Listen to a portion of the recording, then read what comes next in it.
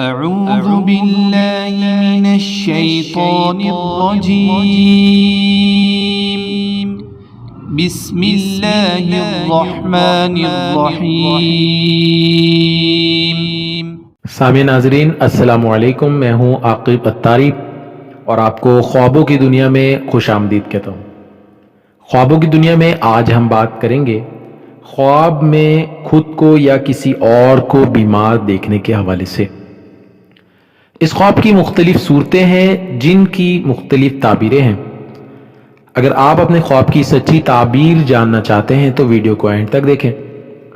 اگر چینل پہ نئے ہیں تو چینل کو سبسکرائب کر دیں اور ساتھ ہی گھنٹی کے بٹن کو بھی پریس کر دیں تاکہ ہماری نئی آنے والی ویڈیو کا نوٹیفیکیشن سب سے پہلے آپ کو ملے۔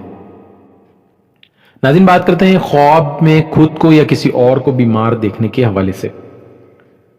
حضرت ابن سیرین رحمۃ اللہ علیہ فرماتے ہیں کہ اگر کوئی شخص خواب میں دیکھے کہ بیمار ہے تو دلیل ہے کہ اس کے دین میں فساد ہے اور لوگوں سے نفاق کی بات کرتا ہے۔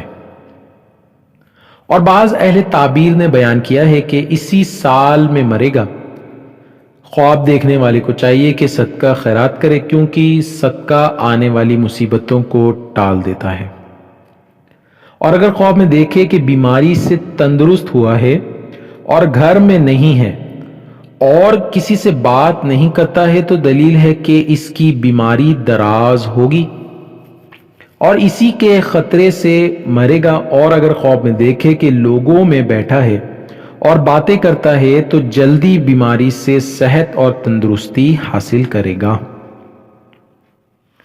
حضرت ابراہیم کرمانی رحمۃ اللہ علیہ فرماتے ہیں کہ اگر کوئی شخص خواب میں دیکھے کہ وہ بیماری کے باعث برہنہ ہے تو دلیل ہے کہ وہ جلدی مرے گا۔ اور اہل تعبیر نے بیان کیا ہے کہ خواب میں بیماری فسق و فجور کی دلیل ہے اور اس کو غم اور پریشانی وہ سلطان کس طرف سے یا عیال کی طرف سے پہنچے گا۔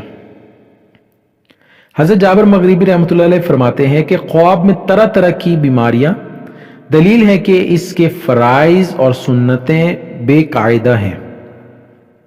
حضرت جعفر صادق رحمۃ اللہ علیہ نے فرمایا ہے کہ اگر کوئی شخص خواب میں دیکھے کہ بیماری ہے اور بیماری کے باعث روتا ہے تو دلیل ہے کہ غم سے امن میں ہوگا، اور اگر بیماری پر صابر اور راضی اور شاکر ہے تو اس کی تعویل نیک اور صحت ہے۔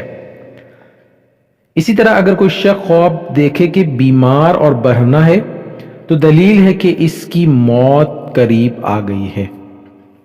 جس طرح فرمان حق تعالیٰ ہے، تم ہمارے پاس ایک ایک ہو کر آؤ گے جسے ہم نے تم پر پہلی بار پیدا کیا تھا۔ اللہ پاک سے دعا ہے جو کچھ بھی سنا اس کو سمجھنے کی توفیق عطا کرے اور اس پہ عمل کرنے کی توفیق عطا کرے۔ صلو علی الحبیب صلی اللہ تعالی علی محمد۔